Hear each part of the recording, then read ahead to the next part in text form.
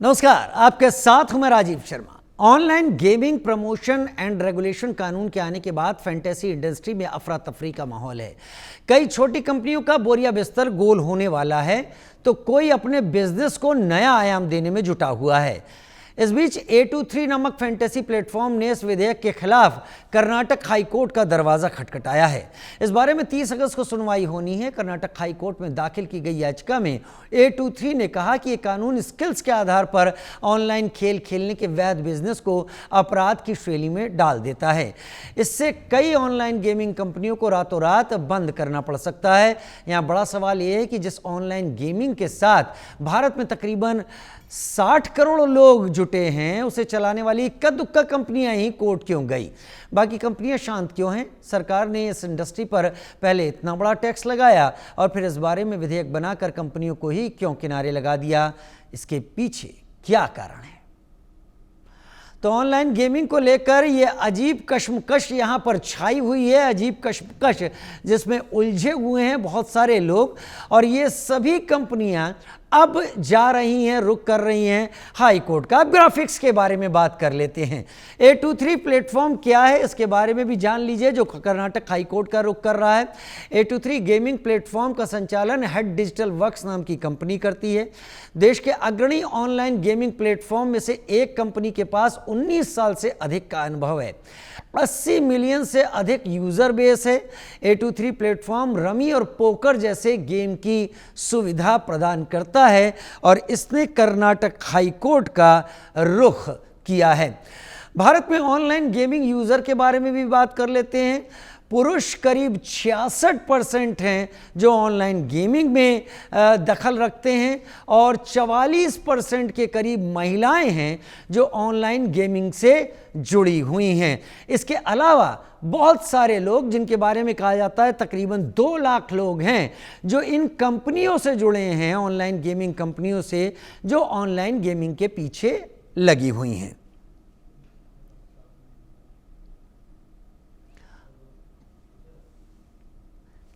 अस्सी मिलियन से अधिक यूज़र बेस, भारत में गेमिंग रोजगार, डायरेक्ट रोजगार 50,000 से अधिक, इनडायरेक्ट 1 लाख से अधिक, कॉन्ट्रैक्ट तैयार करने वाले 10,000 से अधिक। हाई कोर्ट गई है ये ऑनलाइन गेमिंग कंपनी A23 जिसका नाम है, लेकिन बाकी कंपनियां खामोश क्यों हैं? क्योंकि इसको अब राष्ट्रपति की तरफ से कानून दोनों सदनों से पास होने के बाद हस्ताक्षर हो चुके हैं, लिहाजा अब ये कानून बन चुका है। ये विधेयक के रूप में नहीं है, दोनों ही सदनों से इसे पास किया जा चुका है। और उसके बाद अब जो दूसरी कंपनियां हैं, जैसे नाम आ रहे हैं आपके टीवी स्क्रीन पर, ड्रीम 11, माई 11 circle, mobile prevail, MPL games, 24/7 games craft, जंगली games, 99 games, पोकरबाजी, delta crops, WinZO और जूपी की बात हो रही है इसमें। और इन सभी के कंपनियों में से केवल A23 ने अभी कर्नाटक हाई कोर्ट का रुख किया है। बड़ा सवाल ये है कि कानून बनने के बाद क्या हाई कोर्ट में ऐसी दलीलें कंपनियां रख पाएंगी जिससे हाई कोर्ट में वो अपनी बात को साबित कर पाएं कि जो कुछ भी हुआ है वो गलत तरीके से हुआ है और इन गेमिंग कंपनियों की अब तक की जा रही कोशिशों के साथ एक गलत काम किया गया है जिससे उनको बचाया जाना ज़रूरी है। A23 जा चुकी है, 44% महिलाएं, 66% पुरुष हैं जो इस पूरे मामले में इन गेमिंग कंपनियों का हिस्सा हैं। इन गेमिंग कंपनियों का एक तरीके से ये मार्केट हैं। Fantasy cricket, rummy, ludo, poker, कई सारे हैं जो ऑनलाइन गेम, ये क्यों उलझाए हुए हैं सबके बीच में खुद को? ये भी यहाँ पर बड़ी बात है क्योंकि कंपनियां इससे कमा रही थी, बहुत सारे लोग लुट रहे थे। बहुत सारे मामले ऐसे भी मीडिया में अलग अलग जगह रिपोर्ट हुए हैं जिनमें लोगों ने बड़े कदम उठा लिए। कई लोगों ने अपने घर की लालच में आकर अपने घर की गाढ़ी कमाई को इसका हिस्सा बना लिया और गंवा दिया।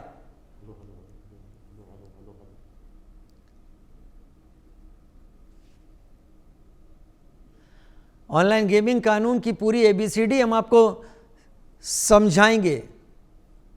मनोज जोशी जी मेरे साथ इस वक्त जुड़े हुए हैं, हमारे स्पोर्ट्स एडिटर। इससे कि कई क्रिकेटर्स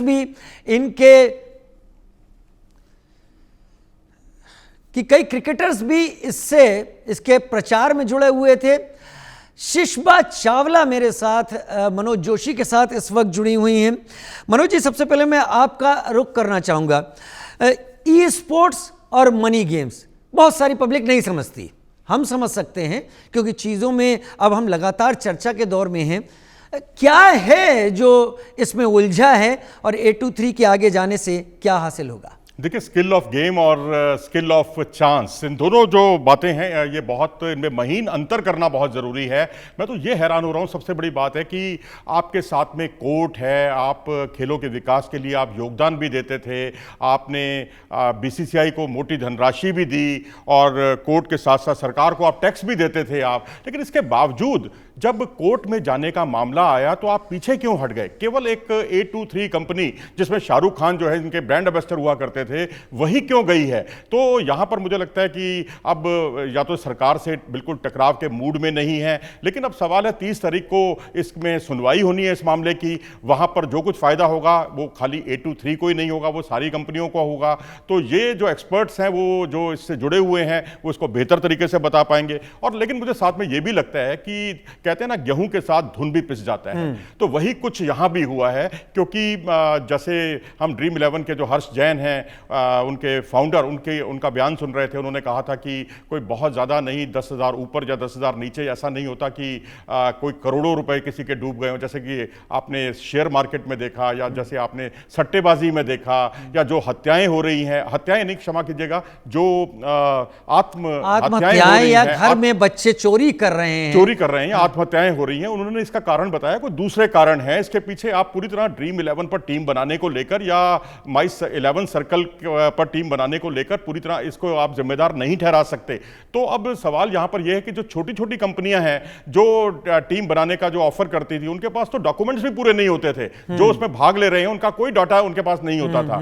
जब डाटा नहीं होता था तो जाहिर सी बात है उसमें फिर आपके साथ जो मनी लॉन्ड्रिंग जैसी चीजें सामने आएंगी, और आई भी हैं उनके सामने, जैसा कि रिपोर्ट में कहा गया है। और नेशनल इन्वेस्टिगेटिंग एजेंसी जो है NIA, उसने इस बात की संभावना से इनकार नहीं किया। साफ तौर पर कहा है कि इसमें इस राशि के टेरर फंडिंग की भी उन्होंने बात कही है। सरकार ने भी इस बात की दलील दी थी मनोज जी। सरकार ने भी कहा था कि ये पैसा मनी लॉन्ड्रिंग में या टेरर फंडिंग में इसका इस्तेमाल हो जाता है, लिहाजा जो कानून बनाया राष्ट्रपति के हस्ताक्षर के बाद वो अस्तित्व में है। शिशबा चावला मेरे साथ, सुप्रीम कोर्ट की वकील, मेरे साथ इस वक्त जुड़ी हुई हैं।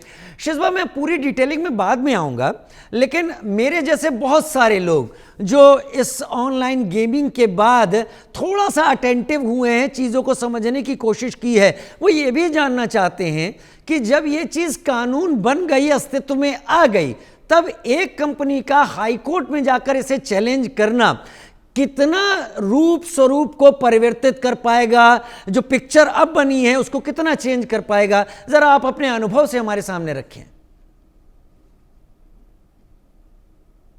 जो भी ये कंप्लीट बैन आया है, ये जो आया है स्वीपिंग बैन है, ये सारी ऑनलाइन गेमिंग कंपनीज के लिए है। तो उसमें मेन चीज आपकी इसमें ये है कि इन कंपनीज का ये जो ग्रीवियंस है वो ये है कि उनको कंसल्ट क्यों नहीं करा गया, क्योंकि वो टैक्सेस भी दे रहे थे, उनके पास एम्प्लॉयज भी थे। अब जी जो स्वीपिंग बैन आया है, इसकी वजह से अनएम्प्लॉयमेंट भी हो जाएगा, बहुत मात्रा में लोग अफेक्ट होंगे। सो ये इन्होंने PIL फाइल करी है जो कल लिस्टेड है कोर्ट में, तो देखते हैं इसका आउटकम क्या है। बट मेन पर्पस उनका यही है, व्हेन वी हम जब टैक्सेस दे रहे हैं, हम जब सब कर रहे हैं, एम्प्लॉयमेंट जनरेशन है, मनी जनरेट हो रहा है, तो हम लोगों को कंसल्ट क्यों नहीं करा गया इस लॉ को लाने के लिए। बट जैसे मनोज सर ने भी मेंशन करा कि इतनी सारी वारदातें हैं हमारे सामने, इंसिडेंट्स है जहां इन ऑनलाइन गेमिंग की वजह से लोग सुसाइड कर रहे हैं, इतने ज्यादा एडिक्टेड है कि डे टू डे एक्टिविटीज में भी नेग्लेक्ट कर रखे हैं अपने। तो वो चीज को ध्यान में रखते हुए एंड प्लस जो नेशनल सिक्योरिटी की बात आई कि कई ट्रांजैक्शंस ऐसे बैंक से हो रहे हैं जो एक नेशनल थ्रेट भी है, तो उस सब चीजों को लेके गवर्नमेंट ये बिल लेके आई है, एंड जैसा आपने बताया अप्रूव भी हो गया है, इस सब है। बट मेन चीज जो कंपनीज इसमें सिर्फ ये जानना चाहिए, जो अभी तक A23 कंपनी आई वो सिर्फ यही कहना चाह रही कि हम लोगों को एक बार कंसल्ट करना चाहिए था, बिकॉज हमने एम्प्लॉयमेंट जनरेशन भी किया है, हमने टैक्सेस भी पे करे हैं, और एक बार हमारा सुनना बहुत जरूरी है। तो हो सकता है कि इसमें देखते हैं कैसा रहता है, क्या क्या फैसला रहता है, उसके अकॉर्डिंगली अगर कुछ पॉजिटिव रहता है तो दूसरी कंपनीज भी साथ में ज्वाइन कर सकती है ऑनलाइन गेमिंग। बट मेन चीज जो इस बिल में है, देखिए बहुत लोग कह रहे हैं कि बिल ऐसा है कि ऑनलाइन गेमिंग पे बिल्कुल बैन हो गया है, बट थोड़ा बैलेंस बिल ने ये भी करा है कि उन्होंने ई स्पोर्ट्स जैसे सेक्टर को ऑर्गेनाइज वो जो आप बात कह रही हैं वो हमारे दर्शक भी समझ लें। ई स्पोर्ट्स की अगर हम बात करें, जैसे कोई शतरंज खेल रहा है ऑनलाइन और वो शतरंज में उसके ऑनलाइन गेम में शतरंज का इस्तेमाल कर रहा है, तो शतरंज दिमाग का खेल है, ये पूरी तरीके से बाहर है, यहां पूरी तरीके से स्किल है, आपको शतरंज की चालों समझ में आनी चाहिए। ऑनलाइन सोशल गेम जैसे बच्चे खेलते रहते हैं जिसमें बस थोड़ी सी एक नॉमिनेशन फीस होती है कि आप उस गेम पर लॉगिन कर पाएं, उसे खेल पाएं, वो भी अलग है। लेकिन मनी गेम जहां पर आप कैश देते हैं, उसके बाद आपको कैश का फायदा होता है, इसे दायरे में रखा गया है।